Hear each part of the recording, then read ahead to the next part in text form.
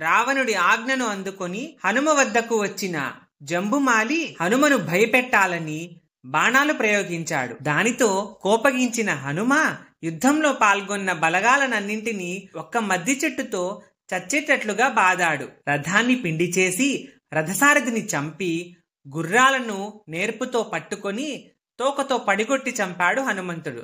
అది చూసి కోపగించుకున్న జంబుమాలి కత్తితో గదతో భూమి మీదకు చేరుకొని హనుమ నుదుటి మీద అదే పనిగా గదతో కొట్టాడు. ఒక్క క్షణం మూర్ఛిల్లినట్లుగా అనిపించిన హనుమ వెంటనే బలాన్ని కూడగట్టుకొని అత్యంత బలవంతుడైన జంబుమాలిని యుద్ధరంగంలో ఓడించి అతడిని సంహరించాడు. ఈ విషయం తెలిసిన రావణుడు మరింత క్రోధముతో శత్రు సంహారకుడు గొప్ప వీరుడు అయిన అక్షకుమారుణ్ణి అతని సాహసాన్ని ప్రదర్శించి వానరాన్ని చంపమని హనుమంతుని మీదకు పంపించాడు.